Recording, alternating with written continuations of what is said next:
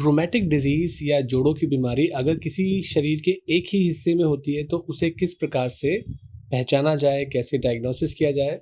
तो जब rheumatic disease या जोड़ों की बीमारी शरीर के किसी एक हिस्से में होती है तो ज़रूरी नहीं है कि आप उससे किसी डायग्नोसिस को फ्रेम कर पाएँ, बना पाएँ, क्योंकि कई बार ये एक रिजिड क्राइटेरिया में फिट नहीं होती है, क्योंकि बहुत सारी रोमैटिक डिजीज़ होती हैं जो शरीर के किसी एक ही हिस्से में होती हैं। तो सबसे पहला काम जो होता है वो आइडेंटिफ़ाई करना होता है कि शरीर के कौन से हिस्से के अंदर उसका इन्वॉल्वमेंट है। क्या ये एल्बो जॉइंट है, नी जॉइंट है, हिप जॉइंट है, कौन से जॉइंट का इन्वॉल्वमेंट है? दूसरी इम्पॉर्टेंट बात है, क्या ये वाक़ई में जॉइंट के अंदर है बीमारी या जॉइंट के बाहर है? जॉइंट के अंदर को हम आर्टिकुलर बोलते हैं और जॉइंट के बाहर के आस-पास के हिस्से को हम पेरी आर्टिकुलर बोलते हैं।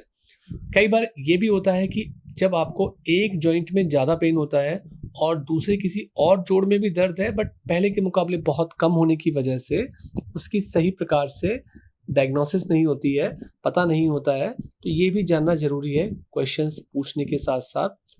कई बार जब बीमारी मल्टीपल बॉडी के ऑर्गन्स को इन्वॉल्व करती है और हम उसे इम्पोर्टेंट नहीं मानते हैं, जैसे कुछ आर्थराइटिस की बीमारी में गट का इन्वॉल्वमेंट होता है। आपके खान-पीन की वजह से भी आपको लगता है कि ये तो मेरे गट की प्रॉब्लम है, मेरे इंटेस्टाइन की प्रॉब्लम है, ये जोड़ों से कहाँ जुड़ी होगी? या ये तो मेरी स्किन की बीमारी है, इसका मेरे जोड़ों के दर्द से क्या संबंध होगा? पर ऐसा होता है। तो उसको भी समझना ज़रूरी होता है, उन सारी चीज़ों पे नज़र डालनी ज़रूरी होती है कि ऐसी बीमारी जो ना केवल एक जोड़ में है बल्कि शरीर के अलग-अलग हिस्सों में है, उसको भी समझना ज़रूरी होता है। कुछ जोड़ ऐसे होते हैं कि जहाँ बीमारी जोड़ के अंदर कम होती है गठिया बाय का असर ही रोमैटिक डिजीज़ ही है, पर वहाँ शरीर शरीर के अलग-अलग हिस्से होते हैं जोड़ के आस-पास के मसल, लिगामेंट, टेंडन, उनके अंदर ज़्यादा इन्वॉल्वमेंट होता है। जैसे अगर हम शोल्डर जॉइंट की बात करें या कोहनी के एल्बो जॉइंट की बात करें, तो यहाँ इन्वॉल्वमेंट जोड़ के अंदर कम होता है, जोड़ के आस-पास के मसल और टेंडन में इन्वॉल्वमेंट ज़्यादा होता है। उसी प्रकार से नी जॉइंट और हिप जॉइंट के पेन अगर हो रहे हैं तो यहाँ आसपास की स्ट्रक्चर में जोड़ के कम होता है, जोड़ के अंदर बीमारी ज़्यादा देखी जाती है। तो जब किसी रीजनल पार्ट को हम देखते हैं जिसमें जोड़ों का दर्द है, सूजन है, वहाँ हम देखते हैं कि पहली बात ये जोड़ के अंदर है, आर्टिकुलर है, या जोड़ के बाहर या आसपास है, पेरी आर्टिकुलर है। उसके साथ-साथ क्या इस जोड़ की बीमारी में नसों का भी इन्वॉल्वमेंट है, न्यूरोजेनिक तो नहीं है? जैसे सर्वाइकल का जो पेन होता है, वो ऐसा लगता है जैसे शोल्डर जॉइंट का पेन हो, बट वो पेन तो सर्वाइकल का है। दूसरा, शोल्डर जॉइंट का पेन कई बार आर्म तक भी जाता है, कोहनी के जस्ट पहले तक जाता है। तो क्या रेफर्ड पेन भी है? इसको हम रेफर्ड बोलते हैं कि बीमारी की पैथोलॉजी शोल्डर जॉइंट में है, बट पेन जा रहा है आर्म तक, तो उसे हम रेफर्ड पेन बोलते हैं। और क्या ये सिर्फ सॉफ्ट टिश्यू का पेन है या जॉइंट का पेन है?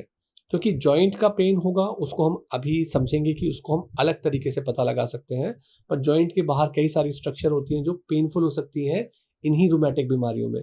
जैसे बर्सा के सैक होते हैं, टेंडन होते हैं, लिगामेंट होते हैं, इनमें भी सूजन आ जाती है जोड़ों की बीमारियों के अंदर, और ये जोड़ के बाहर होते हैं।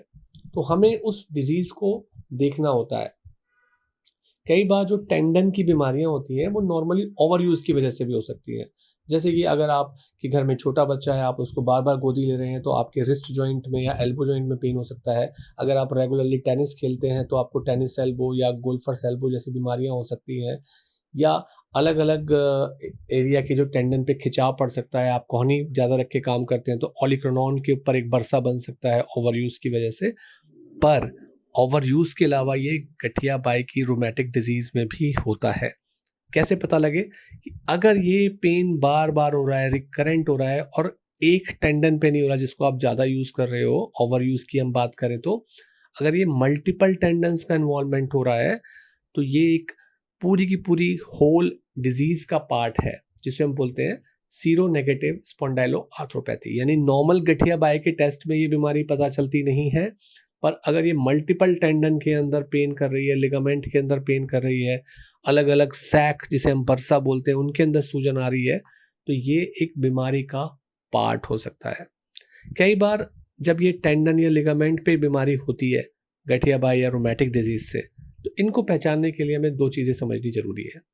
पहली बात तो पेन की लोकेशन क्या है, और अगर टेंडन जोड़ के पास है, तो जोड़ में तो आप किसी भी डायरेक्शन में जोड़ को मूव करोगे, सीधा करोगे या ऊपर-नीचे करोगे, तो हर मूवमेंट पेनफुल होता है।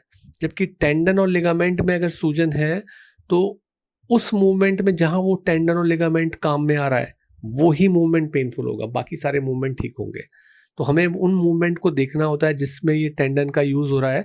अगर पेन हो रहा है, तो हमें पता चल जाता है कि बीमारी जोड़ के अंदर नहीं है, जोड़ के बाहर इस टेंडन और लिगामेंट की वजह से है। कई बार हमें नहीं दिख पाता कि वहाँ सूजन है या कोई रेडनेस है जो कि जोड़ों की बीमारियों में होती है, क्योंकि ये टेंडन और मसल बहुत डीप भी हो सकते हैं बॉडी के अंदर। पर अगर ये सुपरफिशियल है, जैसे कि कोहनी के पास ओलिक्रोनॉन होता है, वहाँ पे सूजन बिल्कुल साफ दिख जाती है। नी के आगे प्री पैटेलर एरिया होता है, बिल्कुल अगर सूजन आएगी तो सामने से कोई भी देख के बता सकता है। तो हमें पता चल जाता है, रेडनेस दिख जाती है वहाँ की, पेन दिख जाता है।